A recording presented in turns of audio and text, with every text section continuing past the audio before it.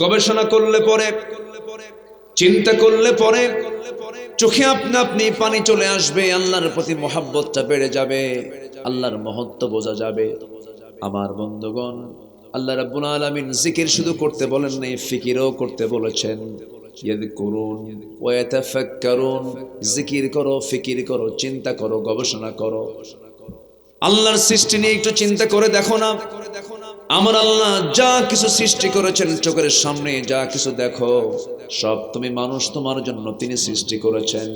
হুয়াল্লাযী খালাকা লাকুম মা ফিল আরদি জামিআ, যা দেখতে পাও সব তুমি মানুষ, তোমার জন্য সৃষ্টি করা হয়েছে। জোরে বলে সুবহানাল্লাহ। আমার ভাইরা, যে সূরার নামটা আমরা শুনলাম, এই সূরাটার নাম হলো রাআদ, যার অর্থ হলো বজ্রপাত।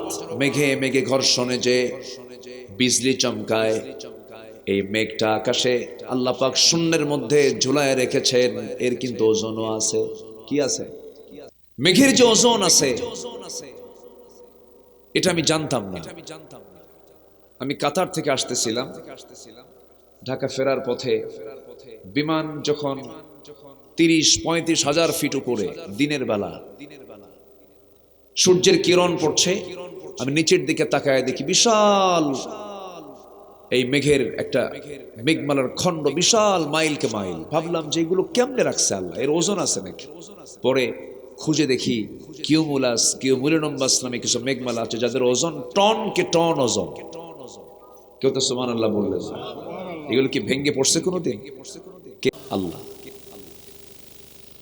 আল্লাহ রাব্বুল আলামিন মেঘের যে ওজন আছে তাও এই সূরার মধ্যে, সূরা রাদের 12 নম্বর আয়াতে বলেন, হুয়াল্লাযী ইউরীকুমুল বারকা খাওফান ওয়া তামআন ওয়া ইউনশিউস সাহাবাস সিকাল। জোরে বলুন আল্লাহু আকবার। আল্লাহ তাআলা আকাশে মেঘগুলোকে ঝুলায় রেখেছেন, যার ওজন আছে। যার কি আছে? ওজন আছে।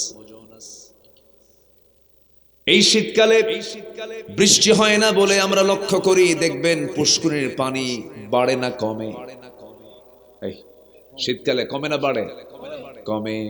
আমার আপনার বাড়ির সামনে জোলা, আবার কিছু দেখবেন টুকটাক কিছু পানি যেগুলোতে থাকে, সেখান থেকে পানিটা কমে যায়। এই পানিগুলো কমে না বাষ্পীয় হয়? কি হয়? বাষ্পীয় হয়ে যায়।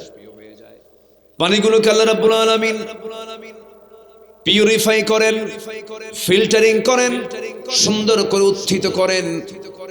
আল্লাহ রাব্বুল আলামিন আকাশে তুলে নেন, বাষ্পীয় আকারে মেঘ বানান। মেঘখণ্ডকে আবার বায়ু প্রবাহ করে সুন্দর করে এটাকে বিভিন্ন জায়গায় এটাকে ছড়ায়া দেন। আমার বন্ধুগণ, লম্বা লম্বা কথা শর্ট করে বলছি, যেহেতু রাত সূরার নামে একটু কথা না বললে কেমন হয়।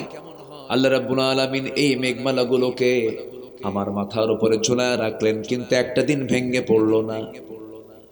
ওই বঙ্গোপসাগর থেকে লবণওয়ালা পানি না তুলে ওটাকে মেশিন সেট করে, যা চোখে দেখা যায় না, আল্লাহ তাআলা বাষ্পীয় আকারে সেই পানিগুলো তুললেন।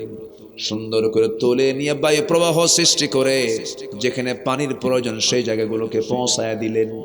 যে পরিমাণ পানি বছরে এই আকাশ থেকে আল্লাহ রাব্বুল আলামিন নাজিল করেন, সেই পরিমাণ পানি তিনি নিচ থেকে তোলেন বাষ্পীয় আকারে, পরিমাণ মতো তোলেন, পরিমাণ মতো ঢালেন। প্ল্যান কার? এটাকে বলো ওয়াটার সাইকেল। কি সাইকেল? ওয়াটার সাইকেল, পানি চক্র। কিয়ামত পর্যন্ত গবেষণা করে মানুষ পারবে না এটা। আজ পর্যন্ত ব্রেনেই ধরে নাই মানুষের কেমন করে এটা মানুষের পক্ষে সম্ভব। মানুষ তো কিছুই করে নাই ভাই। আমার বন্ধুগণ, আল্লাহ রাব্বুল আলামিন কি সুন্দর করে বাষ্পীয় আকারে পানিগুলো তুললেন।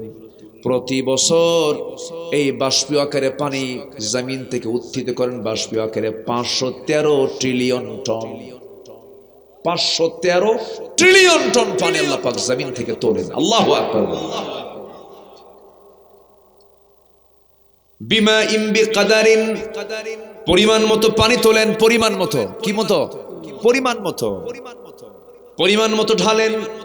কি প্ল্যান আল্লাহ রাব্বুল আলামিনের মধ্যে রেখে দিয়েছেন। মহান রাব্বুল আলামিন বলছেন, বান্দাগুলোকে চিন্তা করে দেখো না, এ তো আকাশ নিয়ে বললাম, মেট্রোলজিক্যাল সায়েন্স নিয়ে বললাম।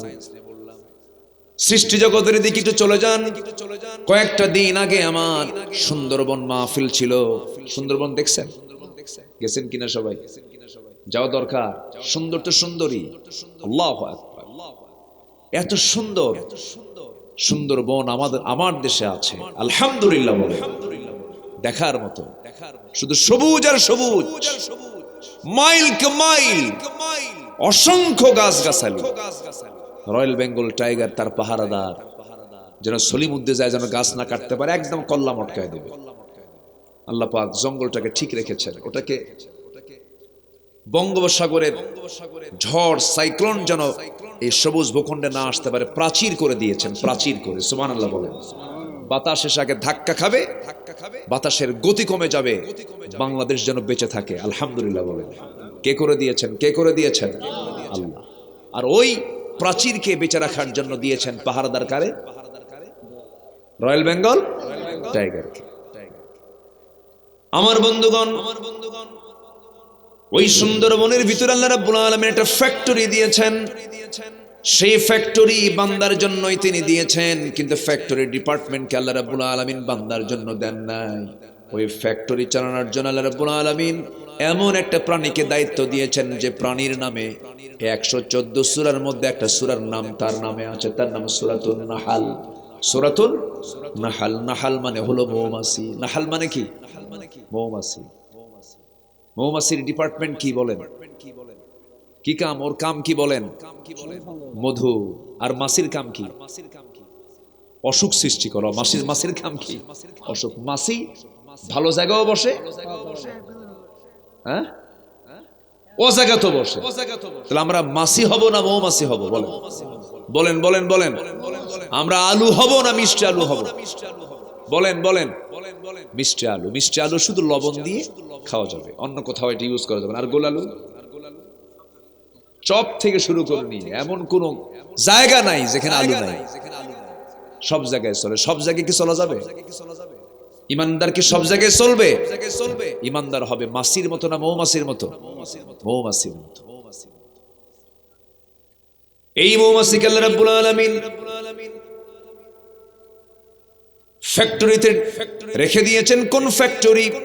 যে ফ্যাক্টরিতে পৃথিবীর সমস্ত রোগের ঔষধ তৈরি হয়, এমন ফ্যাক্টরি মহান রব্বুল আলামিন দায়িত্ব দিয়েছেন মৌমাছিকে। এই মধু নিয়ে কিয়ামত পর্যন্ত গবেষণা হবে। 1973 সালে একজন বড় বিজ্ঞানী গবেষণা করেছেন, কিছু তথ্য বের করেছেন। আমার কথা কি বিরক্ত হচ্ছেন নাকি? একটু কান লাগাবেন, কথাগুলো শোনেন। 1973 সালে কার্ল ভন ফ্রিস নামে একজন বড় বিজ্ঞানী, তিনি কিছু তথ্য দিলেন। সে তথ্যের কারণে সুইডিশ একাডেমি তাকে নোবেল পুরস্কার দিয়েছে। যে 3টা তথ্য তিনি দিয়ে নোবেল পুরস্কার পেয়েছেন, এই তথ্য 1500 বছর আগে মহান রব্বুল আলামিন কোরআনে দিয়েছেন। তাহলে বলুন, তিনি কি তথ্য দিয়েছেন না তথ্য নিয়েছেন? কি বলেন? যে পুরস্কার পাইছে সে কি তথ্য দিয়েছেন না তথ্য নিয়েছেন? কোথায় কোথায়? কোরআন। তিনি একটা বই লিখেছেন যার নাম হলো দ্য ড্যান্সিং বিস। এই বইয়ের মধ্যে তিনি 3টা তথ্য দিয়েছেন। নাম্বার 1 হলো মধুগুলো সংগ্রহ করে কোনো পুরুষ মৌমাছি নয়, মহিলা মৌমাছি, রানী মৌমাছি, তারা মৌচাকে মধুগুলো সংগ্রহ করে। আল্লাহ রাব্বুল আলামিন আজ থেকে 1500 বছর আগে মহান রাব্বুল আলামিন সুন্দর করে তথ্য দিয়েছেন। ওয়া আওহা রাব্বুকা ইলান নাহলি আনিত্তাখিযি মিনাল জিবালি বুয়ুতা। আনিত্তাখিযি মুযাক্কার নয়, মুয়ান্নাস এটা। রানী মৌমাছিকে আল্লাহ রাব্বুল আলামিন ইঙ্গিত দিলেন, ওহী দিলেন। গাছের ডালে, পাহাড়ের পাদদেশে সুন্দর করে বাসা প্রস্তুত করো। এই যে রানী মৌমাছিকে, মহিলা মৌমাছিকে ইঙ্গিত দিলেন। এখন বলুন, ওই কার্ল ভন, ওই বিজ্ঞানী তথ্য গবেষণা করে প্রমাণ করেছেন না তথ্য নিয়েছেন? কোরআন থেকে নিয়েছেন। নাম্বার 2 হলো মৌমাছি যখন কোন মৌমাছির চোখে যখন কোন ফুলের বাগান যখন ধরা পড়ে যায়, একটা মৌমাছি যদি জেনে যায়, সঙ্গে সঙ্গে এক ঝাঁক মৌমাছিকে ওই জায়গা থেকে সে ইঙ্গিত দিয়ে দেয়, সিগন্যাল মেসেজ দিয়ে দেয়। কি দিয়ে দেয়? মেসেজ দিয়ে দেয়। এই মেসেজকে ওয়াগল ড্যান্স বলেছেন ওই বিজ্ঞানী। অথচ এই পুরাতন তথ্য ১৫০০ বছর আগে মহান রব্বুল আলামিন বিশ্ববাসীকে কোরআনের মাধ্যমে জানায়া দিয়েছেন। আল্লাহ রব্বুল আলামিন বলেন, ثم كلي من كل الثمرات فاسلكي سبل ربك ذللا। জোরে বলুন আল্লাহু আকবার, আল্লাহু আকবার। কি কথা, কি অত্যাশ্চর্য তথ্য কোরআন দিচ্ছে। নাম্বার 3 হলো, ওই বিজ্ঞানী বলতেছেন, নিখুঁত করে গবেষণার মধ্য দিয়ে বলতেছেন, প্রত্যেকটা মৌমাছি তার পেট থেকে মধুগুলো বের করে। মধু বের হয় মূলত মৌমাছির পেট থেকে। মৌমাছি যখন কোনো ফুলে ফলে পড়ে, সে তখন সঙ্গে সঙ্গে এটা খেয়ে নেয়, পেটে রাখে। এরপরে মৌচাকে এসে পেট থেকে বের করে সেটাই হয়ে যায় মধু। সুবহানাল্লাহ। এটা বিজ্ঞান বলছে, কোরআন বলছে ১৫০০ বছর আগে। একটু মনোযোগ দিয়ে শুনবেন আলেম ওলামারা। ইয়াখরুজু মিন বুতুনিহা শারাবুম মুখতালিফুন আলওয়ানুহু ফীহি শিফাউন লিন্নাস ইন্না ফী যালিকা লাআয়াতান লিকাওমিন ইয়াতাফাক্কারুন। ইয়াখরুজু বের হয়, মিন বুতুনিহা, মিন বুতুনিহা মানে ওই মহিলা মৌমাছির, রানী মৌমাছির পেট থেকে বের হয় শারাবুন পানীয়। শারাবুন ওই সমস্ত পানীয় যেগুলো মুখতালিফুন আলওয়ানুহু নানা রং বেরঙ্গের, আলওয়ানুহু নানা রং বেরঙ্গের পানীয় বের হয়, মধু বের হয়। ফিহি যার মধ্যে শিফাউল লিন্নাস, এই গোটা পৃথিবীর মানবতার জন্য মরা ছাড়া সমস্ত রোগের ঔষধ যার মধ্যে মজুদ আছে। একটু আস্তে কোন সুবহানাল্লাহ, জোরে বলুন না ভাই সুবহানাল্লাহ। এমন কোন রোগ নাই যে রোগের ঔষধ আল্লাহ রাখেন নাই। যারা বলে ক্যান্সারের অ্যানসার নাই, শিরকের কথা এটা। এটা শিরক। কে বলেছে অ্যানসার নাই? অ্যানসার আছে কার কাছে? আমার দু চোখ সাক্ষী। ২০০৯ সালে আমি হজে গিয়েছিলাম। ইউরোপিয়ান এক নাগরিক হারামের পাশে, জাস্ট মক্কা, আমি মক্কায় তখন, এটা হবে কয় নম্বর গেটে, মক্কার পাশে বাইরের সাইডে জমজমের কিছু কল আছে, ট্যাপ আছে। তো সেখানে দাঁড়ায়া খায় সামান্য আর শুধু দেহে ঢালে, জমজম ঢালতেছে। আমি ভালো, এটা হচ্ছে অপচয়, অপচয় মনে হচ্ছে। আমি তাকে গিয়ে বললাম, ভাই আপনি এর ভুল করতেছেন কেন? জমজম তো আপনি বোতলে নেন অথবা নিয়ে যান, সমস্যা নেই, কিন্তু গায়ে ঢালতেছেন কেন? তো উনি আমার দিকে থেকে আসে, তুই না আরবিও বোঝে না। পরে আমি দেখলাম যে মনে হয় ইংরেজি বলতে পারে। আমি কিছুক্ষণ তার সঙ্গে একটু কথা বললাম, বুঝলাম উনি বলতেছে আমার একটা প্রবলেম, আমি এটা করছি কেন? ২০ দিন আগে আমি এসেছি মক্কায়, আমার স্কিন ক্যান্সার। আমি জমজমকে ওষুধ মনে করে আমি এটাকে ইউজ করছি, খাচ্ছি, পান করছি এবং ইউজ করছি। আমি বড় ভাগ্যবান, আমি এই ওষুধের রেজাল্টও পেয়েছি। গত ২ দিন আগে চেক আপ করে দেখি আমার স্কিন ক্যান্সারের কোনো কোষ আমার দেহে আর নাই। সমস্ত পানি পান করতে হয় বসে বসে, জমজমের পানি পান করতে হয় দাঁড়িয়ে দাঁড়িয়ে। আল্লাহুম্মা ইন্নী আসআলুকা ইলমান নাফিআ ওয়া রিজকান ওয়াসিআ ওয়া শিফাআম মিন কুল্লি দাইন। সমস্ত পানি পান করলে পরে তৃষ্ণা নিবারণ হয়। জমজম কূপের পানি পান করলে পরে তৃষ্ণাও নিবারণ হয়, ক্ষুধাও নিবারণ হয়ে যায়। আজোয়া খেজুর, সহিহ হাদিস আসছে, আজোয়া খেজুর রাসূল খুব পছন্দ করতেন। যদি কোনো বান্দার প্রত্যেক সকালে খালি পেটে যদি 7টা করে 7টা দিন খেতে পারে, তার কাছে যত প্রকার অনিষ্টতে আসুক না কেন, সমস্ত ওয়াসওয়াসা থেকে আল্লাহ রাব্বুল আলামিন তাকে পানাহা দিয়ে দেন। জোরে বলেন সুবহানাল্লাহ। তাকে মুক্ত করে দেন, সুস্থ করে দেন। আল্লাহু আকবার। এই যে মধুটা, আমার দেশের যত জায়গার মধু আছে এর মধ্যে শ্রেষ্ঠ মধুর জায়গা হলো কোন বন বলেন? এটা কারণ আছে, এটা সুন্দর হওয়ার কারণ আছে। এই সুন্দরবনের এরিয়া বিশাল বড়, হাজারো গাছগাছালি, হাজারো ফুল ফল সেখানে আছে। সেখান থেকে মধুগুলোকে সংগ্রহ করে মৌমাছি নিয়ে আসে। আমার বন্ধুগণ, এই এলাকায় মধুর দাম কেমন জানি না, 1 কেজি মধুর দাম কত বলেন? মধু খান না মনে হয় নাকি? বলেন না, মধু কেমন দাম? কেমন দাম? তাহলে তো মনে হয় ঠিক নাই। ওর মধ্যে মনে হয় এশিয়ার মিষ্টিও ঢুকছে গেছে। কি কথা কি বুঝতেছেন আপনারা? আমরা এতটাই সন্দেহপ্রবণ, আমরা এতটাই ভেজাল হয়ে গেছি, মৌচাক না দেখা পর্যন্ত 1000 বার বলেও যদি বলা হয় ভাই এটা খাঁটি, বিশ্বাস হবে না, কারণ আমি নিজেই তো খাঁটি না। আমি কি ভুল বলতেছি? ভালো হবে কেমনে দেখেন আমার বন্ধুগণ, পৃথিবীর কোন মানুষ মধুকে টাকা দিয়ে মূল্যায়ন করতে পারবে না, টাকা দিয়ে মধু কিনতে পারবে না যদি শ্রমের দিকে চিন্তা করা যায়। সায়েন্স বলতেছে 550 মৌমাছি 20 লক্ষ ফুলের উপরে না যাওয়া পর্যন্ত 1 পাউন্ড মধু তৈরি হয় না। 550 মৌমাছি 20 লক্ষ ফুলে তার ভ্রমণ করতে হয় আগে। প্রতিটি মৌমাছির জন্য 80,000 কিলোমিটার পথ পাড়ি দিতে হয়।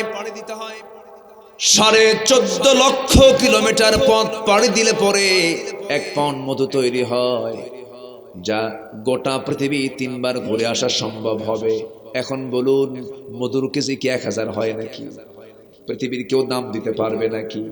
এমন সুন্দর করে প্রস্তুত করলেন যে মধুমোহন রব্বুল আলামিন, সেই মধুর ভিতরে যারা ভেজাল দেবে, আমি তো মনে করি তার ফাঁসি একবার না বারবার ফাঁসি হওয়া দরকার, ঠিক কিনা? কত বড় অপরাধ এগুলো, খাদ্যে ভেজাল দেওয়া। এই যে রমজান আসতেছে, তৃপ্তি ভরে একটু গরমে কি করবে, কি খাবে? ওই যে লাল হয় যে কি ফল এটা না, তরমুজ। এই তো তরমুজ, তরমুজ যে খাবে, তরমুজের ভিতরে লাল নাই, করে কি জানেন? কি করে? 1000 পাওয়ারের রং ঢুকায় দেখে রোজা ঠিক কর। কি ঠিক কর? রোজা ঠিক কর। এগুলো যারা করে এদের ধরে ধরে হাত পা ভেঙে গুঁড়ো করে দেওয়া দরকার। কত বড় অপরাধ এগুলো, আল্লাহর কি নিয়ামত, আর সেই নিয়ামতের মধ্যে এগুলো ঢুকায় দিচ্ছে। হারামের কোনো আরাম হবে না, এগুলো করা ঠিক না। এই মৌমাছি নিয়ে যদি আমি আরো 1 ঘন্টা কথা বলি, সূরার নাম তেমনি সূরাতুন নাহল দেন নাই। আরেকটা তথ্য বলি, আমি মূল আলোচনার পর্বের দিকে আস্তে আস্তে চলে যাচ্ছি। আমার ভাইয়েরা, এই মৌমাছি তার যে মৌচাকের ভিতরে মধুগুলো রেখে দেয়, এই মধুগুলো যেই মৌচাকে রাখা হয় সেই মৌচাকের স্বাভাবিক তাপমাত্রা সর্বক্ষণ থাকতে হবে 35 ডিগ্রি সেলসিয়াস, 35 ডিগ্রি সেলসিয়াস। আমরা এখন এখানে বসে আছি, এখন কত ডিগ্রি হবে বলেন? 18, 20, 21, 22 এরকম হতে পারে, একটু আপ ডাউন হচ্ছে, তবে অত হবে না। আজকে ঠান্ডা মোটামুটি মাশাআল্লাহ ভালোই লাগতেছে না? হ্যাঁ, 18, 20 হবে। কিন্তু মৌমাছি ওই মৌচাকি মধুগুলোকে ঠিক রাখার জন্য, মধু যেন না জমে যায়, মধু যেন না নষ্ট হয়, এই জন্য 35 ডিগ্রি সেলসিয়াস তার স্বাভাবিক তাপমাত্রা। হঠাৎ করে যদি তাপমাত্রা বেড়ে যায়, সব মৌমাছিগুলো এক হয়। ওয়াউহা ইলান নাহলি, আল্লাহ ওহির ইঙ্গিত দেন, তোরা কি করবি? 2 পাখা তখন ঝাপটান মারে। 2 পাখা যখন ঝাপটান মারে, বেশি আবহাওয়া, বেশি গরম যদি হয়ে যায়, ভিতরের বাতাসগুলো আস্তে করে বাইরে পাস করে দিয়া আবহাওয়াকে 35 ডিগ্রি সেলসিয়াস তাপমাত্রায় নিয়ে আসে। আবার যখন কমে যায়, পাখাটা উল্টা একটা ঝাপটান দিয়া ভিতরে তারা তাপ সৃষ্টি করে, ভিতরের তাপমাত্রা যেন বেড়ে যায়, তাপ সৃষ্টি করে 35 ডিগ্রি সেলসিয়াস তাপমাত্রায় নিয়ে আসে। এমন করে সুন্দর করে যত্ন করে মৌচাকের ভিতরে বান্দার ওষুধ রেখে দিয়েছেন মৌমাছির মাধ্যমে, তিনি আমার কে। আবার ওই মৌচাকের দরজার ভিতরে দাঁড়ায়া থাকে পুলিশ মৌমাছিগুলো, র্যাব, চিতা, কোবরা, স্পেশাল ফোর্স দাঁড়ায়া থাকে অস্ত্র হাতে নিয়ে। যদি কোনো কর্মী মৌমাছি, ফিমেল ওয়ার্কার বি গুলো যখন মধু নিয়ে আসে, পায়ে যদি কোনো জীবাণু থাকে, পায়ে যদি কোনো ময়লা থাকে, সেই সময় ওই 4-5টা পুলিশ মৌমাছি একসঙ্গে তাকে ধরে কামড় মেরে দুনিয়া থেকে বিদায় করে বলে, খবরদার, ময়লা পা নিয়ে ভিতরে ঢুকবে, মধু নষ্ট হবে। আল্লাহ তাআলার ওই আয়াত মিথ্যা হয়ে যাবে বলে আমাদেরকে দায়িত্ব দেওয়া হয়েছে, তোকে কামড় মেরে দুনিয়া থেকে শেষ করে দেওয়া। আল্লাহ এত সুন্দর করে যত্ন করে এগুলো দিলেন, আর আপনি ভেজাল ঢুকাবেন, এশিয়ার শিরা ঢুকাবেন, আল্লাহ আপনাকে জাহান্নামের মধ্যে ঢুকায় যাবেন, ঠিক কিনা? এগুলো কাদের কাজ? বিবেকবান না বিবেকহীন? বলেন বিবেকবান না বিবেকহীন?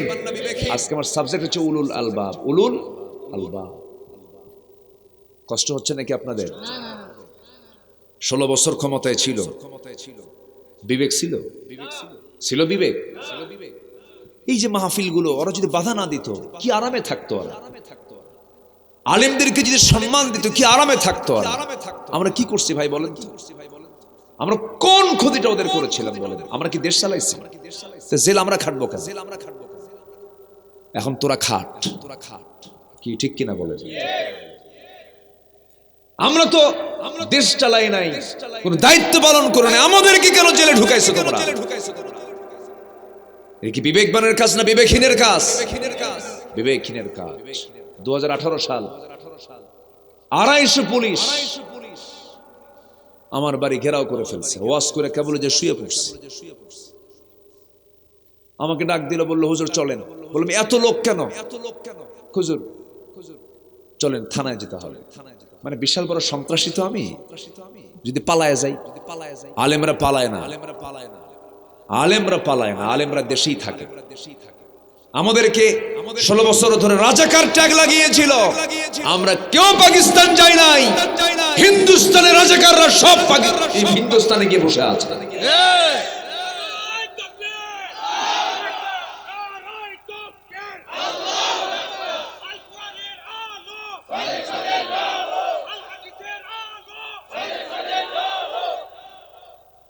আমরা কেউ গেছি? পালাইছি আমরা? সম্মানিত ভাইয়েরা, চিন্তা করে দেখুন, যাওয়ার সময়ও আরামে যেতে পারে নাই। ব্যাগটা গোছাবে এই টাইমও নাই, খাওয়াটাও হয় নাই। একটা ইমিগ্রেশন ক্রস করবে, বিমানে চড়বে, কোন সুস্থভাবেও যেতে পারে নাই। ভাঙ্গা হেলিকপ্টারে হিন্দুস্তান যা বসে আছে। কেন জানেন? ওরা আলেমের গায়ে হাত দিয়েছে, ওরা কোরআনকে নিয়ে ষড়যন্ত্র করেছে। সলিমুল্লাহ মুসলিম হলের মুসলিমবাদ, আওয়ামী মুসলিম লীগের মুসলিমবাদ, কবি নজরুল ইসলামের ইসলামবাদ, সংবিধানের বিসমিল্লাহবাদ।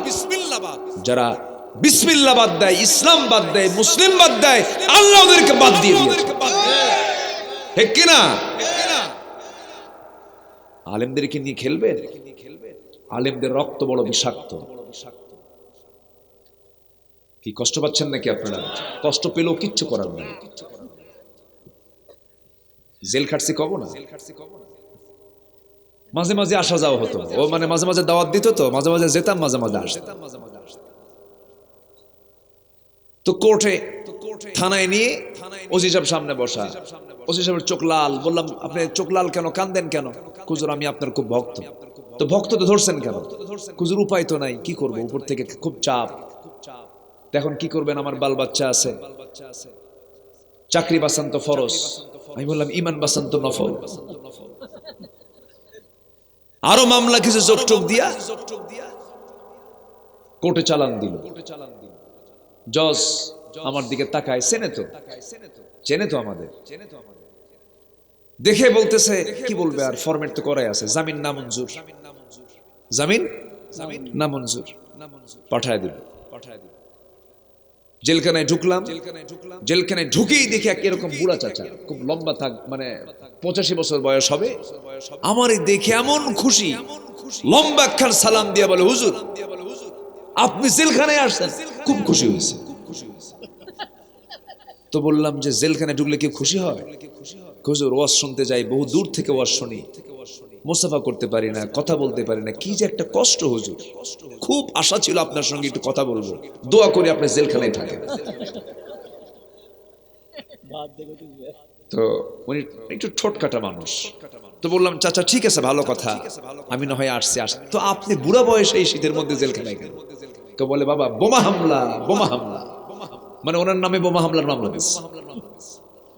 বলেন তো এই বুড়া মানুষ, এনার যদি মামলা দেয় এরকম, উনি কি বোমা মারতে পারবে?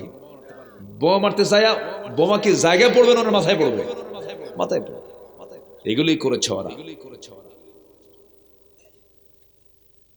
মাইকে কথা বলার কোনো ভাষা পায় নাই। মাইক পাইলেই, নোয়াখালীর একটা ছিল নেতা, মাইক পাইলেই বলতে খেলা হবে, প্রতিবন্ধী প্রতিবন্ধী কি প্রতিবন্ধী অনেক কিছু করেছে। সাতক্ষীরার সাবেক এমপি সহ অসংখ্য বাড়ি ঘর তারা বুলডোজার দিয়ে ভেঙে দিয়েছে। বুলডোজার দিয়ে ভাঙার ইতিহাস তারা সৃষ্টি করেছে, তারা তাদের সৃষ্টি ইতিহাস। আপনি মানুষের বাড়ি ভাঙবেন, আপনার বাড়ি কি থুয়ে দেবে? আমরা এটা কামনা করি না, আমরা এটা চাই না। কুকুর পায়ে কামড় মেরেছে বলে আমি তার কুকুরের পায়ে কামড় মারবো, এটা না, ঠিক না। কিন্তু বাতাস, এটা কি কি বলেন তো, এটা কি বাতাস যখন আসে, মান কানা ফীহিম, যে আসুক না কেন সেটাই সই হয়ে যায়। কি করবেন এটা? আপনি যা করবেন তাই এটার প্রতিফল পাবেন। যে লোকটাকে আপনি গুলি করে হত্যা করলেন, আপনি কি জানেন ওই মার কত কষ্ট করতে হয়েছে সন্তানটার জন্য? আপনি গুলি করে মেরেছেন, কিন্তু আপনি যেদিন গুলি করেছেন সেই দিনে আপনি একটু আড়ালে, যে লোকটাকে গুলি করে মারলেন সেই বাড়ির আশেপাশে একটু ঘোরাফেরা করেন। মার কি আর্তনাদ, সন্তানদের কি আর্তনাদ, বুক ফাটা চিৎকার, বুক ফাটা কান্না। বউটা বিধবা হয়ে গেল, মাটা সন্তান হারা হয়ে গেল, সন্তানগুলো বাপ হারা হলো। এই যে কষ্টগুলো, এত কষ্ট যদি আপনি দিয়ে থাকেন, জুলুম যদি করে থাকেন, আল্লাহর কসম জুলুম দিয়ে শাসন টেকসই হয় না, ঠিক কিনা? একদিন আসে নাই, বহু কিছু হয়েছে, বহু কিছু। আল্লামা সাইদির মতো মানুষ কত বড় নিয়ামত এই জাতির জন্য। এত জনপ্রিয় মানুষ পৃথিবীতে নাই। প্রেজেন্ট ওয়ার্ল্ডে জনপ্রিয়তা ছিল, এই জনপ্রিয় ব্যক্তি পৃথিবীতে খুব কম। যার শুধু ফাঁসির রায়কে কেন্দ্র করে 2012 সালে শতাধিক মুসলমান শাহাদত বরণ করেছে। এই দেশে আরো কিছু নেতা তো মারা গেছে।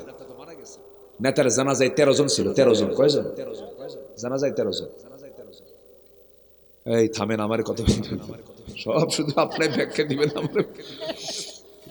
হ্যাঁ, অনেক কিছু করেছে তারা।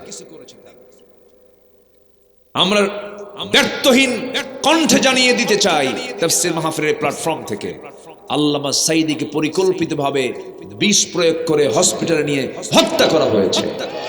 এই হত্যার সুষ্ঠু তদন্ত করে যারা এই হত্যার সঙ্গে জড়িত সকল খুনের বিচারের আগে আল্লামা সাঈদীর খুনির বিচার বাংলার জমিনে বাস্তবায়ন করতে হবে। রাজি আছেন কারা কারা? হাত উঁচু করে দেখান মুসলমান।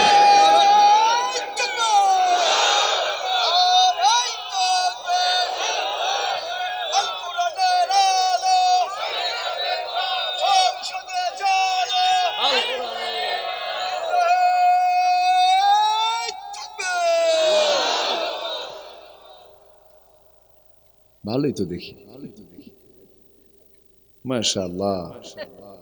এটা কি আফগানিস্তান থেকে আসলো নাকি? ভাবসাব তো এরকমই মনে হচ্ছে। মাশাআল্লাহ।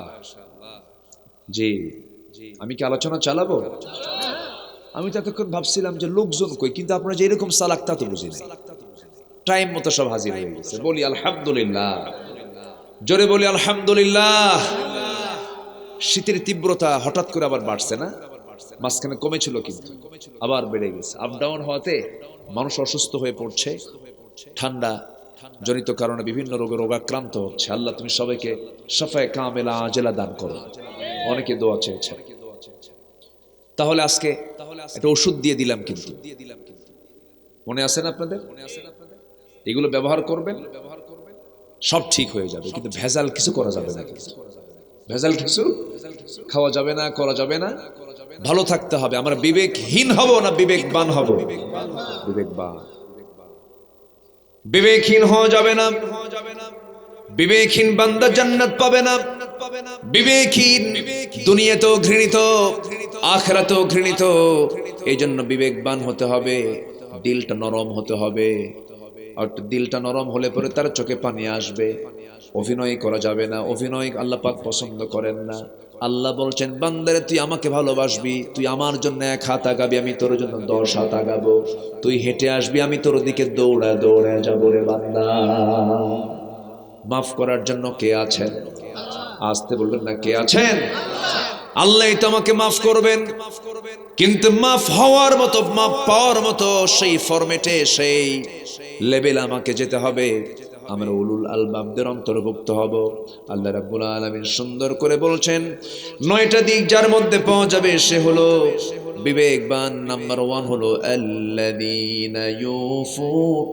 আল্লাহ রাব্বুল আলামিন সুন্দর করে বলছেন, আল্লাযীনা ইউফুনা বিআহদিল্লাহি ওয়া লা ইয়ানকুদুনাল মিসাক। নাম্বার 1 হলো যারা আল্লাহর সঙ্গে কৃত অঙ্গীকার যারা ঠিক রাখবে। আল্লাহর সঙ্গে যে ওয়াদা করেছি রুহের জগতে, আলাস্তু বিরাব্বিকুম ক্বালু বালা, কালি বালা না, ক্বালু বালা। আমি ওখানে তখনই নিয়ত করছি যে আজকে ক্বালু বালা থেকে ওয়াজ হবে, ঠিক আছে না? কালিবালা কিসের, এটার নাম দিয়ে দিলাম ক্বালু বালা। ক্বালু, ওটা সেন্স হয়ে যাবে ইনশাআল্লাহ। যাক, সময় আসুক না। ইয়াসরিব যদি মদিনা হয়, কালিবালা কালুবালা হবে, ঠিক আছে না? আমার নবীজি কোন শিরকের নাম রাখেন নাই। ব্যক্তির নামে শিরক থাকলে চেঞ্জ করে দিতেন। আব্দুল শামস না, আব্দুর রহমান। ইয়াসরিব না, মদিনা। এক সাহাবী ভুল করে ইয়াসরিব বলেছেন, রাসূল বললেন না, তুমি বলো মদিনা, আবার বলো মদিনা, আবার বলো মদিনা। কয়বার? আর জীবনে ভুল করবি না, রাসূল বুঝিয়ে দিলেন। নারায়ণগঞ্জ বারবার বলবেন, নারায়ণ নারায়ণ শব্দ আসবে। আপনি লক্ষ্মী লক্ষ্মী করবেন সারাদিন, লক্ষ্মীপুর লক্ষ্মীপুর আসবে, ঠিক কি না? লক্ষ্মীপুরে তো লক্ষ্মীর পক্ষের লোক কম, কি ঠিক কি না? এখন কি লক্ষ্মীপুরের লোক বেশি না আল্লাহর বান্দা বেশি? ঠিক আছে না? ঠিক আছে না? কোন দিকে যে আমার আলোচনা, কোন দিক প্যাঁচ লাগায় যে সাম্প্রদায়িকের কথা বলে আল্লাহই জানে। এই ক্যামেরা তৈরি সব কিরামন কাতিবিন, বুঝলেন? খুব চিন্তার বিষয়। প্যাঁচ পুছ লাগায় দিবেন না কিন্তু। এটা শিরক থেকে আমরা বাঁচতে চাই। শব্দগত শিরক, চিন্তাগত শিরক, অনেক শিরক আছে, বিশ্বাসগত শিরক। শিরক থেকে বাঁচতে হবে। আমরা শিরক থেকে বাঁচবো, জোরে বলি ইনশাআল্লাহ। শনিবারে বাঁশ কাটা যাবে না, মঙ্গলবারে বাকি দেওয়া যাবে না, নাকি সকালবেলা বাকি দেওয়া যাবে না, বিয়ের দিন বৃষ্টি হলে সারা জীবন চোখের পানি ফুরাবে না। এই হাদিসগুলো যে পাইছে কই আল্লাহ, এরকম আছে না নাই বলেন তো? এরকম বহু কিছু আছে। আমরা শিরকের দ্বারা আক্রান্ত। কিন্তু বিসমিল্লাহ গলত, এই কথা বলা হারাম। বিসমিল্লাহর কোনো ভুল আছে? কি কয় বিসমিল্লাহ গলত, মারাত্মক এটা অপরাধ। এটা বিসমিল্লাহর এই বরকতি, এই বাক্যের সাথে চরম এটা ধৃষ্টতা। এটা বিসমিল্লাহ গলত, এটা বলা যাবে না। ও লক্ষ্মী সোনা কয় না, কি কয়? ও লক্ষ্মী সোনা বলা যাবে না। এগুলো শিরকের ভাষা, শিরকের কথা। এগুলো থেকে বাঁচার চেষ্টা করব আমরা। কালু বালা, কি কালু বালা। আমরা রুহের জগতে যখন ছিলাম, আমাকে আল্লাহ রাব্বুল আলামিন প্রশ্ন করেছেন, আলাস্তু বিরাব্বিকুম, আমি কি তোমার রব নই? আমরা সেদিন বলেছিলাম কালু বালা, হে তুমি আমার রব। এই কথা বলে আসছে, এতে কোনো সন্দেহ আছে নাকি বলেন? আসতে কয় সন্দেহ আছে? মনে আছে আপনার? মনে নাই? মনে আছে? মনেও নাই। তাহলে মনে নাই, তাহলে আপনি কেমনে বলেন সত্য? কোরআন বলে দিয়েছে, জোরে বলে সুবহানাল্লাহ। মার পেটে ছিলাম 10 মাস, মনে আছে কার? হাত তোলেন। মনে আছে? মার দুধ খাইছে 2 বছর, মনে আছে কার? কারোই মনে নাই। মনে নাই দুধ খেয়েছি, মনে নাই 10 মাস ছিলাম পেটের ভিতরে। যেমন বিশ্বাস করে নিয়েছি রুহের জগতে প্রশ্ন করা হয়েছে আলাস্তু বিরাব্বিকুম ক্বালু বালা, তেমনই বিশ্বাস করে নিয়েছি। ক্বালু বালা, ওই স্বীকৃতি দিয়ে আমি দুনিয়াতে আসলাম। আলাস্তু বিরাব্বিকুম ক্বালু বালা, আমি কি তোমার রব নই? রব শব্দটা ব্যাপক শব্দ, একটা ব্যাপক ব্যাখ্যামূলক শব্দ। রবের শুধু এক লাইনে যদি আমি অর্থ করতে চাই, সকল প্রকার অযোগ্যতা, ব্যর্থতা, অপূর্ণতা, অসম্পূর্ণতা থেকে সম্পূর্ণ মুক্ত যিনি, যিনি আইনদাতা, বিধানদাতা, তিনি আমার রব আল্লাহ তাআলা। জোরে বলে সুবহানাল্লাহ। এক রাত পাইছি তো, শর্ট করে বলে যাচ্ছে। মায়েরা কি মাহফিল আসছে? কোন দিকে আছে? কোন দিকে তারা? মায়েরা মাহফিল আসছে? তাই খুব ভালো, বলি আলহামদুলিল্লাহ। মা কথাগুলো শোনেন ভালো করে, একটু মনোযোগ দিয়ে শোনেন। জান্নাত তো মেয়েদের জন্য ছোট হবে না। অতএব কোরআন জানতে হবে, পুরুষ যেমন জানবে নারীও তেমন জানবে, কারণ জান্নাত কি ছোট বড় হবে নাকি? যেরকম বাবার সম্পত্তি ছেলে পায় 2 বিঘা, মেয়ে পায় 1 বিঘা, জান্নাত মনে হয় অর্ধেক হবে, এরকম কিছু হবে নাকি?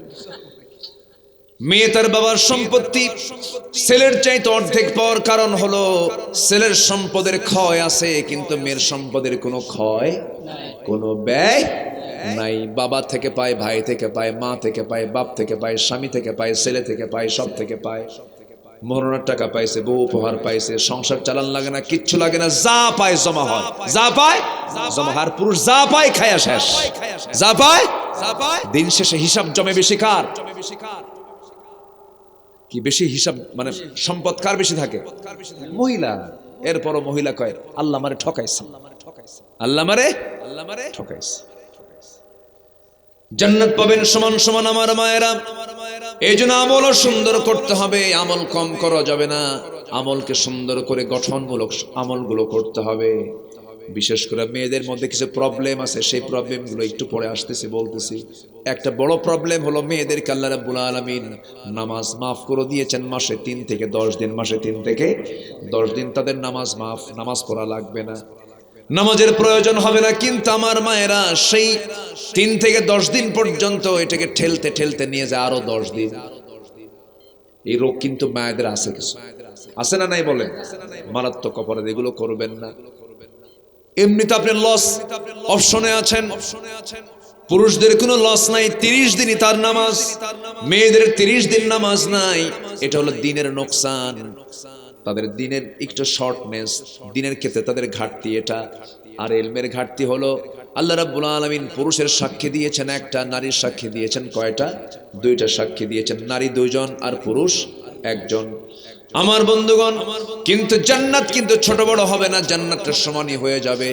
এই জন্য আমার মা, আপনাকে আমলগুলো বাড়াতে হবে, আমলগুলো মজবুত করতে হবে, ফরজগুলোকে লঙ্ঘন করা যাবে না। তবে সব আমলের মূল আমল মেয়েদের, সেটা হলো আল্লাহ রাব্বুল আলামিন মেয়েদের সতর্ক করেছেন মাথা থেকে পা পর্যন্ত, এই টোটাল অংশটুকু পরপুরুষ থেকে যদি কোনো নারী বাঁচাতে পারে, নামাজটা ঠিক রাখতে পারে, আল্লাহর 8টা জান্নাতের দরজা তার জন্য খোলা হয়ে যাবে। আমার ভাইয়েরা, আমার মায়েরা, একটু কান লাগান। রূহের জগতে আমাকে প্রশ্ন করা হয়েছিল, আলাস্তু বিরাব্বিকুম ক্বালু বালা। এই স্বীকৃতি দিয়ে আমি আসলাম, তুমি আমার আইনদাতা। কিন্তু দুনিয়াতে এসে আমি আমার আল্লাহকে আইনদাতা না বানায় আমি দুনিয়ার মানুষকে আইনদাতা বানিয়েছি। তার বড় প্রমাণ হলো এই দেশে আইনটা চলে আল্লাহর না বান্দার? বলেন, আল্লাহর না বান্দার? বান্দার আইন বান্দা মানে, বান্দার আইন বান্দা মানে। ছাগলের আইন মানে না, আর মানুষের আইন মানে। যদি আমরা বলি মানুষের আইন মানি না, বান্দার আইন মানি না, আমরা আল্লাহর আইনকে জমিনে বুলান করতে চাই, তখন আমাদেরকে বিভিন্ন জঙ্গি বলে আখ্যা দিয়েছে 16 বছর, আমাদেরকে অনেক কিছু গালিগালাজ করেছে। এখন হয়তো আপাতত বন্ধ আছে, আবার কোন দিন শুরু হবে জানি না। তবে যতই গালি দাও, আমরাও চেষ্টা করব এই জমিন আল্লাহর দিন কায়েম হওয়ার জন্য। জোরে বলি ইনশাআল্লাহ, আর জোরে বলি ইনশাআল্লাহ। আমার বিশ্বাস এই জমিন আল্লাহর দিন কায়েম হবে, সেই ক্ষেত্র প্রস্তুত হচ্ছে, সেই ক্ষেত্র প্রস্তুত হচ্ছে। কিন্তু কিছু বদমাইশ, মুসলিম নামের কলঙ্ক, কিছু ফিতনা সৃষ্টিকারী একটা চক্র, এগুলোকে পরাজিত করার জন্য হাজারো চেষ্টা তারা ওত পেতে আছে। পারবে না, টিকসই হবে না, ইসলাম বিজয়ী হবে। জোরে বলি ইনশাআল্লাহ, আর জোরে বলি ইনশাআল্লাহ। সিরিয়া ফিরে এসেছে, আফগানিস্তান ফিরে দাঁড়িয়েছে, গোটা বিশ্বের নিউ ওয়ার্ল্ড অর্ডার, গোটা পৃথিবীর চাহিদা এখন ইসলাম। আল্লাহু আকবার বলেন। আগামী 50 বছর পর রাশিয়ার ক্ষমতার মসনদে মুসলমান বসে যাবে ইনশাআল্লাহ। দিন দিন সবচাইতে বেশি সংখ্যা হচ্ছে কাদের? মুসলমানের। প্রতি 4 জন এখন একজন মুসলমান। 200 কোটি মুসলমানের দুনিয়া এখন দিন দিন বাড়তেছে। আলহামদুলিল্লাহ বলেন, জোরে বলি আলহামদুলিল্লাহ। কষ্ট পাচ্ছেন নাকি? হ্যাঁ, কারো কোনো অসুবিধা নাই তো? 12টা বাজে যে বাজুক, আলোচনা চলো, হুজুর বলুক। কেন যে দেরি করে তুলে দেন আপনারা? আমি কখন থেকে উঠতে চাইলাম, একটু 10টায় উঠান, একটু আগে ভাগে উঠান, পারি না। ময়মনসিংহে এক মাহফিল ছিল বছর 3 আগে, 8টায় গেলাম মাহফিলের জায়গায়, বললো হুজুর ভাত খান, শুয়ে পড়েন। তো বললাম কেন? ঘুমান, আপনাকে এবার আগেই উঠায় দেবো। গত বছর বক্তা যে সময় উঠছে তার চেয়ে 1 ঘন্টা আগে শুয়ে পড়লাম। 2:30টার দিকে ডাকতেছে, ডাক দে বলে হুজুর ওঠেন, আপনার 3টায় বয়ান। গত বছর প্রধান বক্তা ছিল 4টায়, এবার প্রমোশন হয়ে 3টায় আসছে মাত্র। রাত 3টায় জাতির সামনে ওয়াজ হয় না আওয়াজ হয়? ওয়াজ না আওয়াজ? আলোচনা না আলোচনা? 12টার পরে কোনো ওয়াজ হয় না তো আসলে। ঘুম ধরে, ক্লান্তি আসে, যারা নামাজি তাদের কষ্ট হয়, অনেক কিছু হয়। এগুলো বুঝালেও কাম হয় না।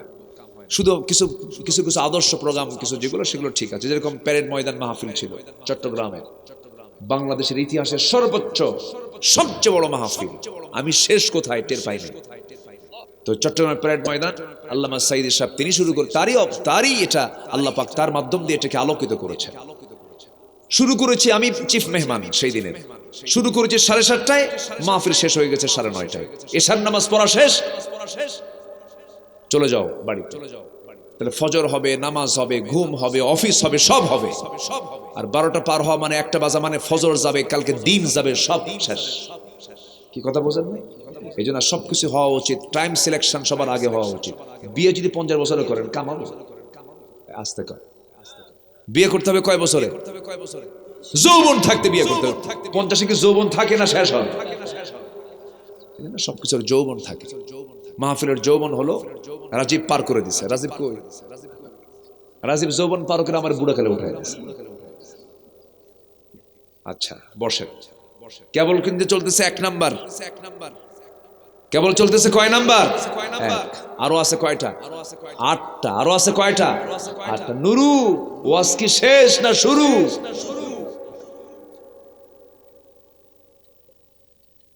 আমার বন্ধুগণ, নাম্বার 2 হলো ওয়ালা ইয়ানকুদুনাল মিসাকা ওয়াল্লাযীনা ইয়াসিলুনা মা আমারাল্লাহু বিহি আইয়ুসালা ওয়া ইয়াখশাউনা রাব্বাহুম ওয়া ইয়াখাফুনা সুআল হিসাব। জোরে বলুন আল্লাহু আকবার। নাম্বার 2 হলো যারা ওয়াদা ঠিক রাখবে। কি ঠিক রাখবে? ওয়াদা ঠিক রাখবে। ইমানদারের মুখের জবান হবে জমির দলিল লেখার মতো।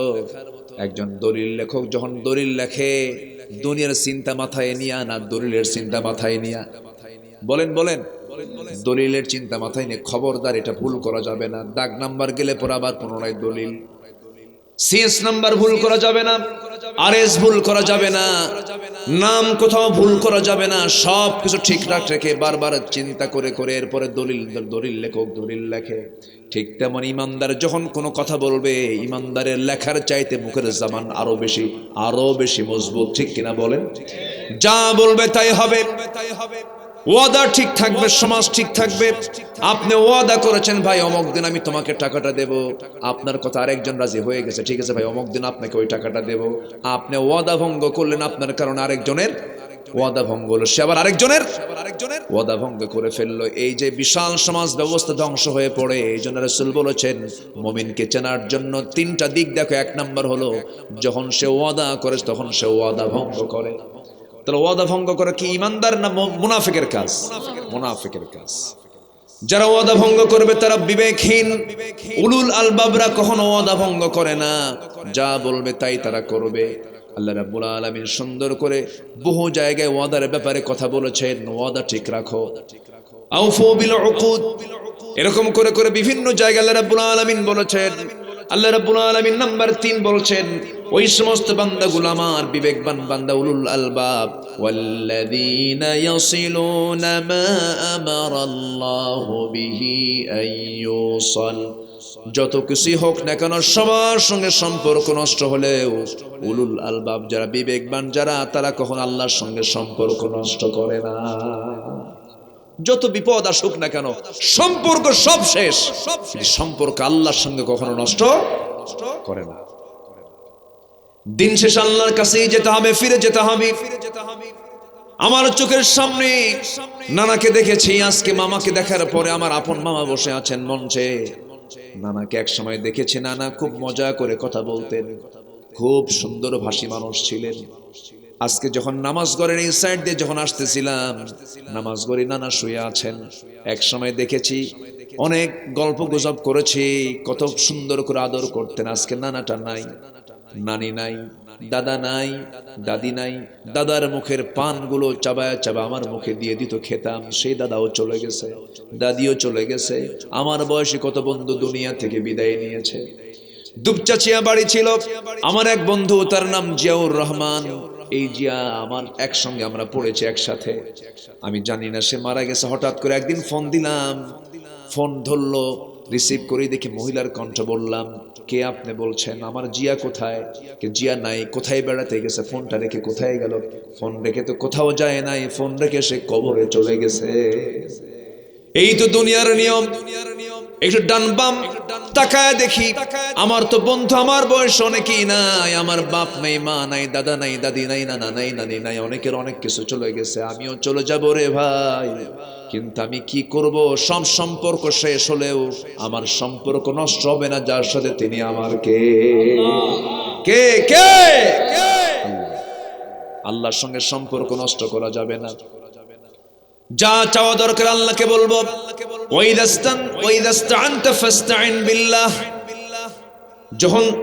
যখন তোমার চাওয়া দরকার আল্লাহর কাছেই চাও। জুতার ফিতা ছিঁড়ে গেছে, আল্লাহর কাছে বলো। যে কোনো সমস্যা তুমি আল্লাহর কাছে বলো, সব অভিযোগ তুমি আল্লাহকে দিয়ে দাও। আল্লাহর কাছে সব প্রার্থনা তুমি করো, সকল চাহিদা পূরণ করার একমাত্র যোগ্যতা কার? আল্লাহকে বলবো আমরা। আমার বন্ধুগণ, আল্লাহ রাব্বুল আলামিন এই প্রথম আকাশে চলে আসেন প্রত্যেক রাত্রিতে। জোরে কোন সুবহানাল্লাহ। সাত আকাশ কোথায় আর প্রথম আকাশ কোথায়? কত দূর!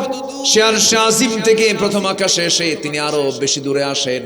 আমরা দুনিয়াতে আছি, আল্লাহ তাআলা 7 গুণ বেশি আমার কাছে আসেন। 7টা আকাশ থেকে তিনি চলে আসেন দুনিয়ার আকাশে, এসে বলেন, আলা মিন মুস্তাগফিরিন ফাগফির আলাহ। কোন ক্ষমা প্রার্থী আছে আমার কাছে ক্ষমা চাবে, আমি তাকে ক্ষমা করে দেব। আল্লাহ কত সুন্দর করে ক্ষমা করার জন্য রেডি হয়ে আছেন। কিন্তু আমরা ঘুম থেকে জাগা পাই না, নামাজ পড়ি না, আল্লাহকে পাত্তা দেই না, আল্লাহকে স্মরণ করি না। এর চাইতে বড় নাশকর বান্দা কি হতে পারে? সবার আগে আমরা যোগাযোগ করব যার সাথে তিনি আমার কে বিহি আইয়ুসাল। আমরা সম্পর্ক রাখবো কার সাথে? আল্লাহর সাথে। দুনিয়ার সবাই ফাঁকি দিতে পারে, আল্লাহ ফাঁকি দিবেন না। দুনিয়ার সবাই আমাকে ছেড়ে যেতে পারে, কিন্তু আল্লাহ আমাকে ছেড়ে যাবেন না। বউ স্বামীকে রেখে চলে যায়, আমার আছে না নাই বলে? আবার স্বামী বউকে ছেড়ে দিয়ে অন্য কাছে অন্যের সঙ্গে যায়, আছে না নাই? আছে। কিন্তু আমার আল্লাহ তার বান্দাকে কখনো ছাড়বেন না। আল্লাহ আমাকে কখনো ভুলবেন না। আল্লাহ আমাকে একটা বারের জন্য ভুলে যাবেন না। তবে হ্যাঁ, আল্লাহ ভুলে যাবেন সেই সময় যখন আমি ভুলে যাব। ওয়ামান আ'রাদা আন যিকরি ফাইন্না লাহু মাঈশাতান দানকা ওয়া নাহশুরুহু ইয়াওমাল কিয়ামাতি আ'মা قال رب لم حشرتني أعمى وقد كنت بصيرا। আমার জিকির থেকে, আমার স্মরণ থেকে, আমার কোরআন থেকে যে বান্দা নিজেকে গুটিয়ে নেবে, আমিও তাকে ভুলে যাব, আমিও তাকে চিনব না। কিয়ামতের দিন হাসরের ময়দানে সেই বান্দা বলবে, আল্লাহ তুমি আমাকে আজকে অন্ধ করে তুলছো কেন? আমি তো চক্ষুওয়ালা ছিলাম। আল্লাহ বলবেন, তোরে আমি এই কিতাবটা দিয়েছিলাম, তুই ভুলেছিলি। কাযালিকাল ইয়াওমা তুনসা, এই জন্য আজকের দিনেও আমি তোকে ভুলে গেলাম। আল্লাহ যদি হাসরে ভুলে যান, আমার আপনার কোনো পথ আছে নাকি? আসতে বলে পথ আছে নাকি? পথ নেই। এই জন্য কাউকে ভুলে গেলেও কিন্তু আল্লাহকে ভোলা যাবে, আল্লাহকে ভোলা যাবে না। আল্লাহকে কাছে নিতে হবে সবচাইতে। আমার আল্লাহ আমাকে কত ভালোবাসেন, সায়েন্টিফিক একটা তথ্য আমি প্রায় দিয়ে থাকি, একটু শুনুন, কান লাগায় শুনুন। আমরা যেখানে বসে আছি এখান থেকে আকাশ কি 2 মাইল দূরে নাকি 3 মাইল দূরে নাকি? কেউ কেটার সংখ্যা জানে নাকি? এত দূরে নীল আকাশ। যদিও নীল আকাশ বলে, কিন্তু আকাশ কিন্তু নীল নয়। ওয়াস সামাই যাতির রাজা, আকাশের বহু রং আছে, কিন্তু দেখতে আমরা নীল আকাশ দেখি। এই আকাশটার উপর আরেকটা আকাশ আছে, সাবা সামাওয়াত, 7 আকাশ আছে। এই যে সূর্য দেখতে পাই, এই পৃথিবী থেকে এই সূর্যটা 9,30,00,000 মাইল দূরে অবস্থিত। সূর্যের আভ্যন্তরীণ তাপমাত্রা হলো এখানে 20 ডিগ্রি সেলসিয়াস। সূর্যের আভ্যন্তরীণ তাপমাত্রা হলো 15 মিলিয়ন ডিগ্রি সেলসিয়াস। আল্লাহু আকবার বলবেন না? 15 মিলিয়ন ডিগ্রি সেলসিয়াস। আল্লাহু আকবার বলেন। মিলিয়ন, কোটি না, 15 মিলিয়ন ডিগ্রি সেলসিয়াস তাপমাত্রা হচ্ছে এই সূর্যের। সেখান থেকে মাত্র 20-25 দিনের বেলা 26-27 ডিগ্রি সেলসিয়াস তাপমাত্রা থাকে। এটাকে এত দূরে আল্লাহ পাক রেখে দিয়েছেন সূর্যকে। আল্লাহু আকবার বলেন। ওই সূর্যের চাইতে আবার তারকাগুলো আছে। ওই তারকাগুলো সূর্যের চাইতে শুধু 1 গুণ 2 গুণ বড় নয়। ব্যাটেল জয়িস একটা তারকা আছে সূর্যের চাইতে 33 কোটি গুণ বড়। মনে হয় খুব একটা বড় হয়নি, মনে হয় নাকি? একটু জোরে বলেন না ভাই, আর একটু জোরে বলেন। একটা দুইটা তারকা নয়, এক একটা গ্যালাক্সির ভিতরে কোটি কোটি গ্যালাক্সির ভিতরে, এক একটা গ্যালাক্সির মধ্যে কোটি কোটি তারকাগুলো আল্লাহ রাব্বুল আলামিন রেখে দিয়েছেন। অসংখ্য তারকা। মানুষ চাঁদে গেছে, নীল আর্মস্ট্রংরা মানুষ মঙ্গল গ্রহে চলে গেছে। মানুষ যদি মনে করে মঙ্গল গ্রহ দেখলাম, চাঁদও দেখলাম, সূর্যের কাছে তো যাওয়া সম্ভব না, কারণ সূর্যের আভ্যন্তরীণ তাপমাত্রা হলো 15 মিলিয়ন ডিগ্রি সেলসিয়াস। থাকবে মানুষ? যাবে কেমনে? থাকাই তো সম্ভব, যাওয়াই তো সম্ভব না। কিন্তু যদি মনে করে একটু তারকার দেশ দেখতে যাব, পৃথিবীর সবচাইতে তারকার দেশ নিকটবর্তী হলো প্রক্সিমা সেন্ট্রাই। প্রক্সিমা সেন্ট্রাই যদি কেউ যেতে চায়, এই দুনিয়ার কোনো যানবাহন হলে চলবে না, তাকে নভোযানে চড়তে হবে। নভোযানে যদি চড়ে কেউ রওনা দিয়ে দেয়, পৃথিবীর বর্তমানে সবচেয়ে দ্রুতগামী নভোযান হলো অ্যাপোলো 11, যার ঘন্টার গতি হলো 39,000 কিলোমিটার। 39,000 কিলোমিটার বেগে যদি রওনা দিয়ে দেয়, ওই তারকার দেশ, পৃথিবীর সবচেয়ে নিকটবর্তী তারকার দেশে তারা যেতে সময় লেগে যাবে 1,15,000 বছর মাত্র। যাবেন কারা কারা? হাত তোলেন। হ্যাঁ, যাবেন কারা কারা? হাত তোলেন। চাচা যাবেন? সম্ভব? বাঁচবেন কয়দিন? যাবেন কোনদিন? আল্লাহু আকবার বলেন। জোরে বলি আল্লাহু আকবার। আর আল্লাহ বলতেছেন, বান্দারে তুই যদি আমার সম্পর্ক কালো করিস, আমাকে ভয় করিস, ফাফাদাত আইনা, আমার ভয়ে যদি চোখের পানি ফেলতে পারিস, আমার জন্য যদি মসজিদের সঙ্গে দিলটা লটকাতে পারিস, যৌবনকে কন্ট্রোল করে যদি কোনো নারীর দিকে না তাকাতে পারিস, আমি আল্লাহ তোকে আমার এই আরশ আজিমের ছায়ায় তোকে জায়গা দিয়ে দেব। সুবহানাল্লাহ বলবেন না? আল্লাহর কি অফার! আমরা ভুলে যাই সবকিছু, আমরা সবকিছু ভুলে যাই। আমার ভাইয়েরা, তাহলে এখন বলেন, আল্লাহ রাব্বুল আলামিন আরশ আজিম থেকে দুনিয়ার আকাশে এসে আমাকে মাফ করতে চাচ্ছেন।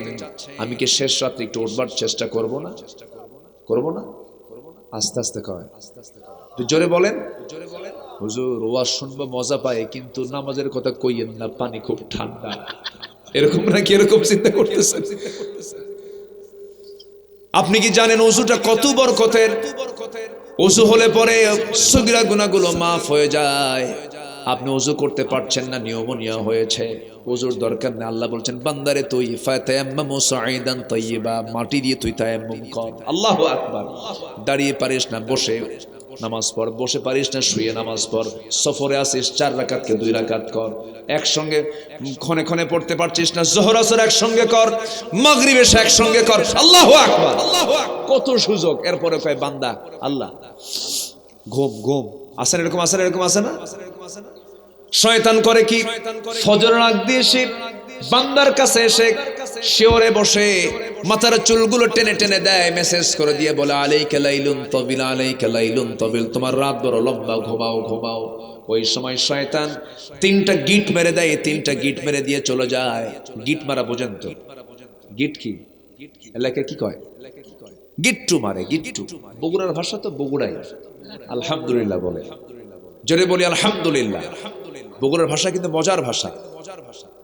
আমার ভাষা যদিও বগুড়া শহরের ভাষা না, যদি এই জেলার মানুষ আমি, কিন্তু আমার ভাষার সাথে সিরাজগঞ্জের ভাষার কিছু মিল আছে।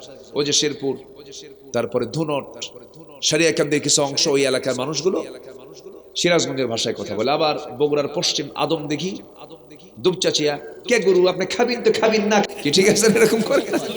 হ্যাঁ হ্যাঁ, ওটা মোশক কয় না, মহিষ গরুকে বলে কে গুরু আপনি খাবিন, খানতে খা, কত ভাষা। তো নোয়াখালী এক মাহফিল ছিল বছর 20 আগে, আমাকে বললো হুজুর উত্তরবঙ্গের এমন একটা বাক্য বলবেন যেটা আমরা বুঝবো না। অনেকক্ষণ চিন্তা ফিকির করে বললাম কি বলা যায়, এক লাইন এক বাক্য বললাম, কে রে তুই আলুতে আলু ওয়াক্কালি আলু, কি বুঝতেছেন কি? কে রে তুই আলুতে আলু ওয়াক্কালি আলু। উনি আর বোঝে না, উনি বললেন ভাই আপনি বললেন কি, আপনি বুঝলেন কি সেটা আগে বলেন। তো উনি বলতেছেন যে যেহেতু এর মধ্যে আলু টালু দেখা যাচ্ছে, 3 আলু না, কে রে তুই আলু তে আলু ওয়াক্কা লিয়া আলু, কয় আলু হলো? 3 আলু। তাহলে কি বুঝলো বলে? ভাষা। এই ভাষার মালিক কে বলেন তো? নিজের মায়ের ভাষা কখনো ছাড়বেন না, নিজের মা থেকে যে ভাষা শিখবেন ওটাকে লালন করবেন, এটাকে নিয়ামত বলি আলহামদুলিল্লাহ, জোরে বলি আলহামদুলিল্লাহ। শুদ্ধ ভাষা বলবেন, কিন্তু মায়ের সঙ্গে যে ভাষা শিখেছেন ওটা মাথায় রাখবেন। আমি এটা খুব চয়েস করি, ভালো, এটা দরকার। শেষ করে দিই নাকি? হ্যাঁ, বাড়ি যাবেন না আপনারা? তো থাকেন, আমি যাই। কেউ তো যায়ও না, কেউ নড়েও না, দেখি সব বসে আছে। আর এই লোকটা এত বয়স্ক হয়ে গেছে, এখন আপনার এই এনার্জি আছে আলহামদুলিল্লাহ। আল্লাহু আকবার, বলেন আল্লাহু আকবার। খুব ভালো। নামাজ পড়বেন ফজরে সবাই? ফজর পড়বেন তো সবাই? জোরে বলি ইনশাআল্লাহ। শয়তান কয়টা গিট মারে? কোন সময়? ফজরের একটু আগ দিয়ে আসে, সহিহ হাদিস আসছে এটা। আমার নবীজি বলেন ওই 3টা গিট যদি ছোটাতে চাও 3টা আমল করবে। ঘুম থেকে তুমি বিছানা থেকে তোমার পিঠটা সরায় নেবে, আলহামদুলিল্লাহিল্লাযী আহইয়ানা বা'দা মা আমাতানা ওয়া ইলাইহিন নুশুর। দোয়া শেষ হলো, উঠে বসলে একটা গিট ছুটে গেল, একটা গিট ছুটে গেল। নাম্বার 2 হলো ওযু বানাবেন, 2 নাম্বার গিট ছুটে গেল। নামাজের জন্য মসজিদ থেকে মসজিদের দিকে রওনা দিলেন, নামাজে দাঁড়ালেন, 3টা গিট ছুটে গেছে। আগামী 24 ঘন্টা শয়তান ওই বান্দার কাছে আসার সাহস হারিয়ে ফেলে। জোরে বলে সুবহানাল্লাহ। সবাই কি নামাজ পড়তে রাজি আছে তো ইনশাআল্লাহ? বউ যদি নামাজ না পড়ে কি করবেন?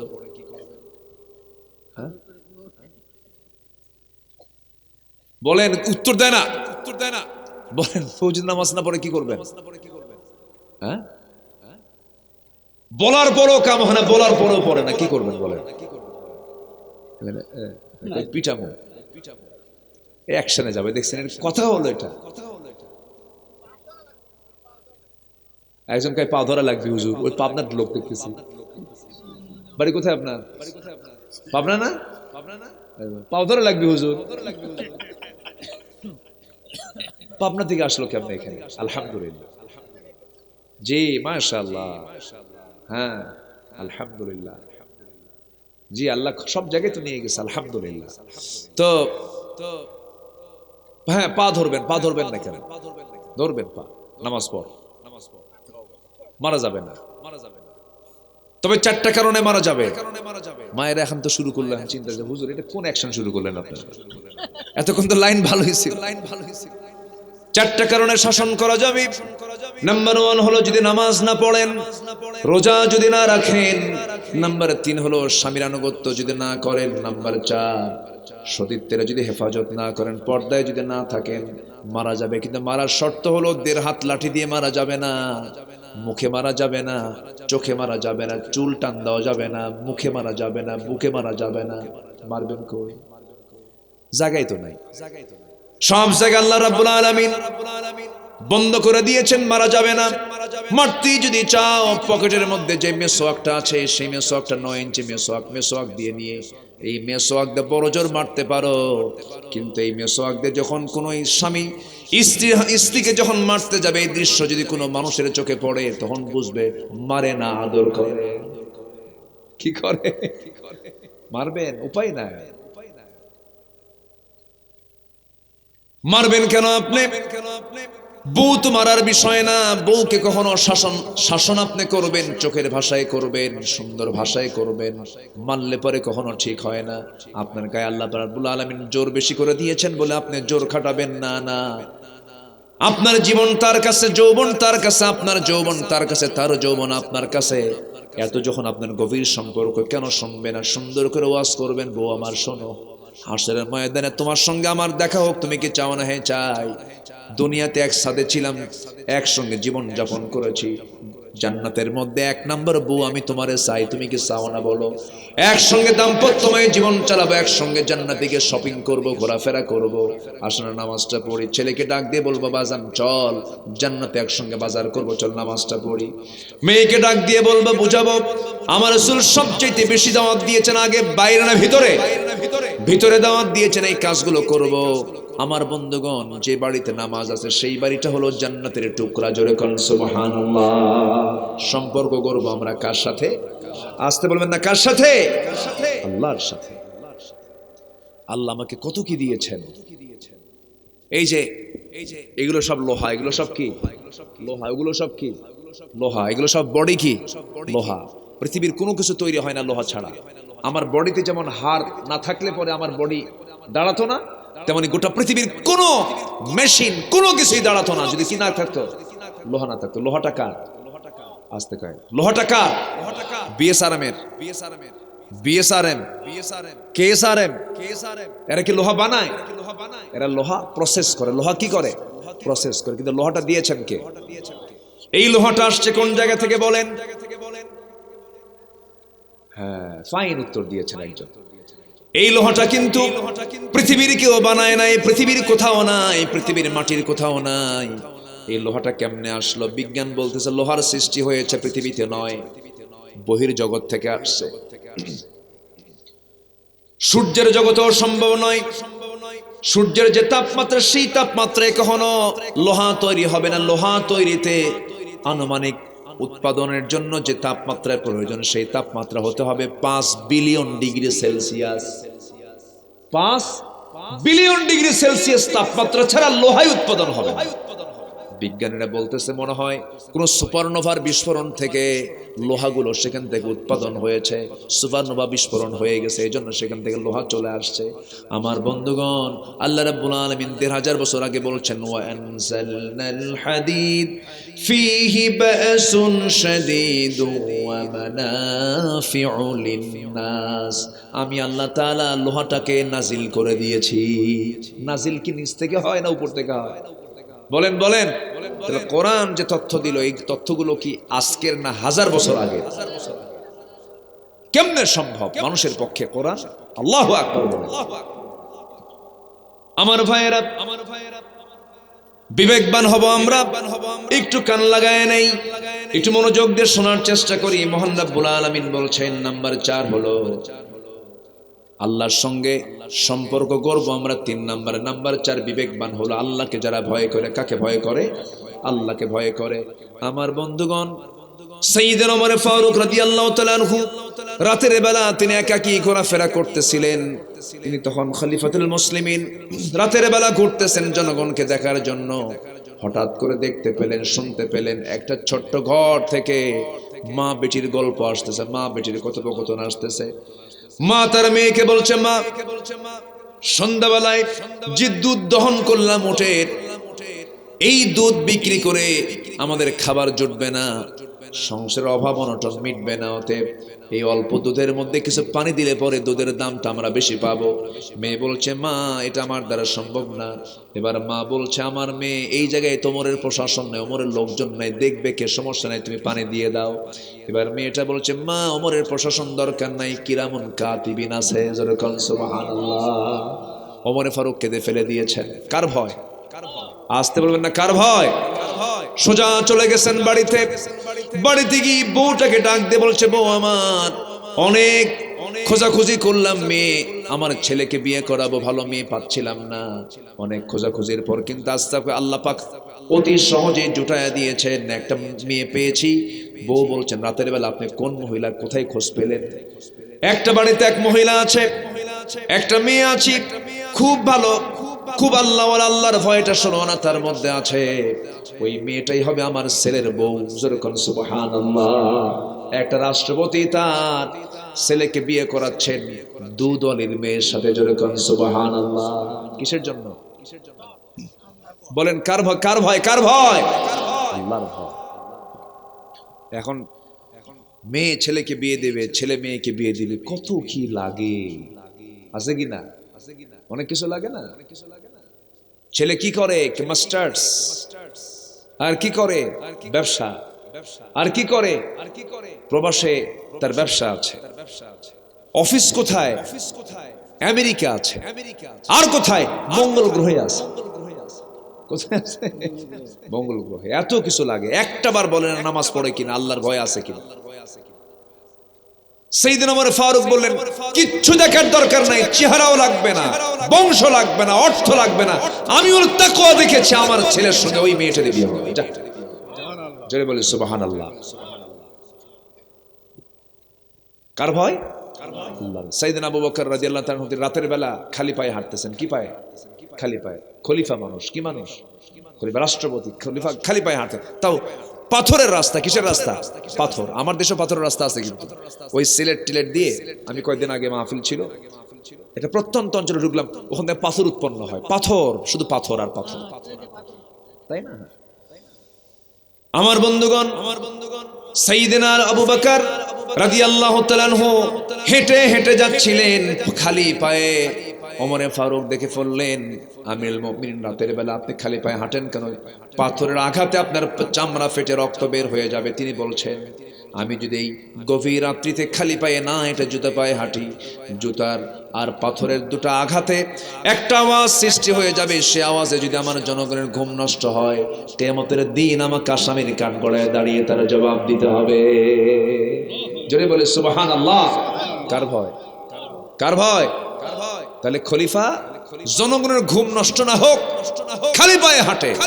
আর আমার দেশের কিছু নেতা আছে, আসিবেন বগুড়া ঢাকা হইতে, প্রেসিডেন্ট মহোদয় আসিবেন, 3 ঘন্টা রাস্তা বন্ধ, ওই সমস্ত নেতৃত্বের মুখে আমরা থুতু মারি। ঠিক কিনা? কোনো দরকার নাই। আমরা জনগণ এবং শাসক এক কাতারে থাকতে হবে, ঠিক কিনা? এক কাতার।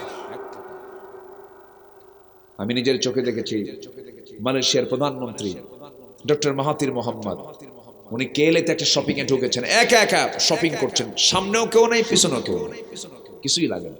ওমর ফারুকের কিছু লাগছে নাকি? সাইয়েদনা আবু বকর সিদ্দিক রাদিয়াল্লাহু তাআলা রাতের আধারে এক বুড়ি মহিলার ঘরে খেদমত করতে গেছেন। বুড়ি মহিলা ঘরটা তার সঙ্গে লাগানো, প্রতিবেশী তো, স্বামী নাই, ছেলে নাই, মেয়ে নাই, কেউ নাই, তার চোখও নাই। তিনি ওনার প্রত্যেক দিন প্রত্যেক রাতে ওনার ঘরে গিয়ে সেবা টেবা করে দিয়ে আসতেন, কাপড় চোপড় ধুয়ে দিয়ে আসতেন, তারপরে খাবার টাবার ধুয়ে দিয়ে আসতেন। সাইয়েদনা ওমর ফারুক একদিন ভাবলেন যে আমি ওই মহিলার একটু খেদমত করতে যাই, ডাকলেন, বুড়িমা আপনার কোনো খেদমত লাগবে? কে একজন করে গেছে। ভাবলেন কি করে যায়। 3 দিন 3 রাত তিনি চেষ্টা করেন তাকে ধরার জন্য। তৃতীয় রাতে দেখেন কে যেন ঢুকলো খালি পায়ে। কি পায়ে? খালি পায়ে কে ঢোকে? রাস্তায় কে খালি পায়ে কে ঘোরে? আবু বকর। ভিতরে ঢুকলো, উনি অপেক্ষা থাকলেন, দেখি তো কে বের হয়। বের হওয়া মাত্রই দেখেন কেউ না, চট করে হাত ধরছেন, দেখেন আবু বকর সিদ্দিক। ওমর ফারুক কেঁদে ফেলে বললেন, আপনি এখানেও আছেন? সারাদিন রাষ্ট্র চালান, আবার এখানেও? আমাদের একটু খেদমত দেন না। তিনি বললেন, আমার বোঝা তোমার কাঁধে যাবে না।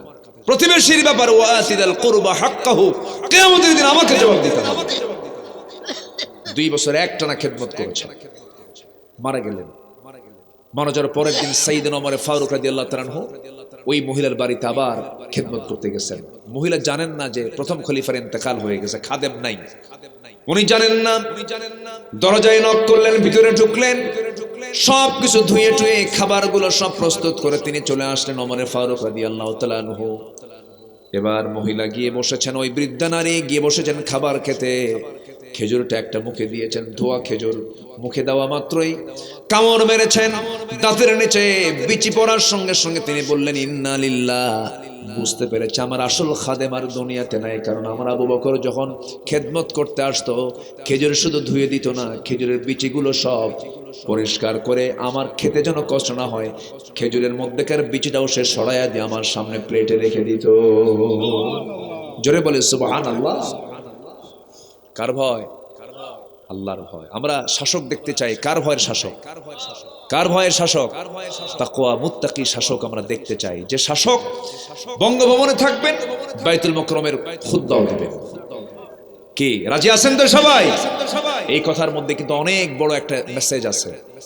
বঙ্গভবনের যিনি বাসিন্দা হবেন তিনি বাইতুল মুকাররমের কি হবেন? খতিব হবেন। আল্লাহ কবুল করুন। নাম্বার 5 বিচার দিবসকে ভয় করা। নাম্বার 6 সন্তুষ্ট চিত্তে সবর ধরা। নাম্বার 7 নামাজ কায়েম করা। নাম্বার 8 গোপন প্রকাশ্যে দান করা। নাম্বার 9 ভালো কাজের দ্বারা মন্দ কাজকে প্রতিহত করা। এই সমস্ত গুণ যাদের মধ্যে থাকবে তারা হচ্ছে উলুল আলবাব। আল্লাহু আকবার বলেন। নামাজ পড়বেন কারা কারা একটু হাত তুলে দেখান। জোরে বলি ইয়া আল্লাহ, আমাদেরকে 5 ওয়াক্ত সালাত আদায় করার তৌফিক তুমি আল্লাহ দিয়া দাও। জোরে বলি আমিন। হাত নামান।